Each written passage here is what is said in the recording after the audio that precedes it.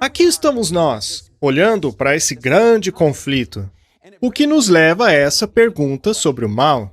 Se Deus sabe o futuro, se Deus é amor e também todo-poderoso, por que Deus não destruiu Satanás desde o começo?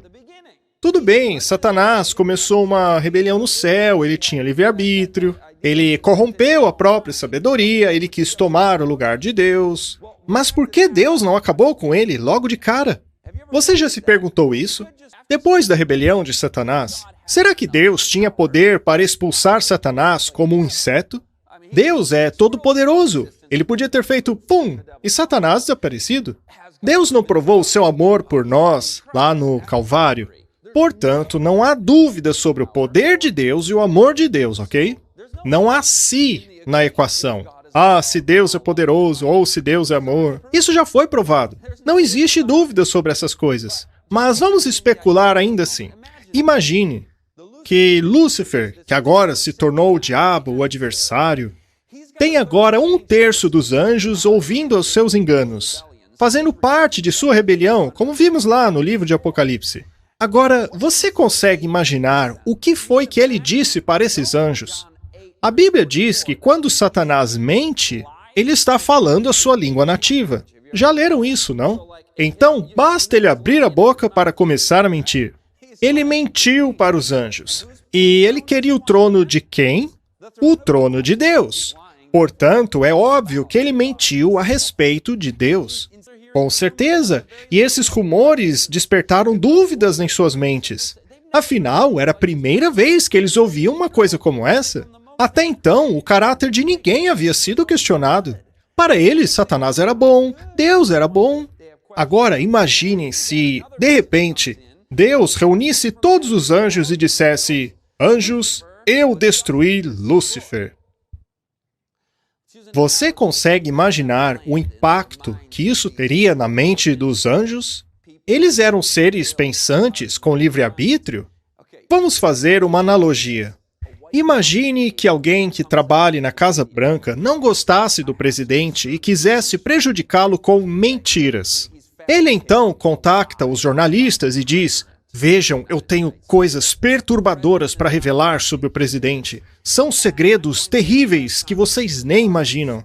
O presidente é uma pessoa má, nefasta, e eu vou contar a verdade para vocês. Então, no dia seguinte, um pouco antes da coletiva de imprensa, aquele denunciante é encontrado morto, boiando em um rio próximo do lugar. Bem, o que vocês acham que todos iam pensar? O que a imprensa começaria a sugerir? Então, Deus sabia que dúvidas haviam sido plantadas na mente dos anjos. Acusações haviam sido feitas contra o seu caráter. E então, de maneira impressionante, o Deus soberano todo-poderoso, na posição de ser injustamente acusado, julgado, conforme diz Romanos capítulo 3, 4, seja Deus sempre verdadeiro e todo homem mentiroso, como está escrito, para que sejas justificado em suas palavras e venças quando fores julgado. Deus foi julgado, questionado pelo seu caráter. Seus santos atributos foram postos em dúvida. E Deus não fez nada?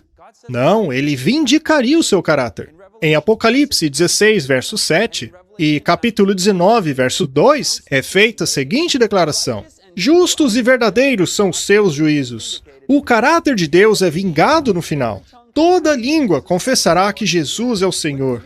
Mas até lá, impressionante como possa parecer, o Deus Todo-Poderoso se submeteu a uma posição de disputa com Satanás. Agora o seu caráter está sendo acusado, mas no final a sua lei, a sua autoridade e o seu caráter será vingado. E afinal, Jesus já provou tudo isso na cruz. Então, por que Deus não simplesmente aniquilou Satanás e disse a todos os anjos: me sirvam caso contrário? Ora, ele tinha o direito de fazer isso. Por que não destruir o inimigo imediatamente e exigir a obediência das suas criaturas? Bem, é porque a Bíblia diz que onde está o Espírito de Deus, há liberdade. Deus é um Deus de liberdade. E por que ele é um Deus de liberdade? Você já leu em 1 João 4:8 que Deus é amor? Acontece que não existe amor sem liberdade. Não existe tal coisa como amor forçado. Já pensaram nisso? Você até pode forçar cooperação, pode forçar obediência, mas não se pode forçar o amor.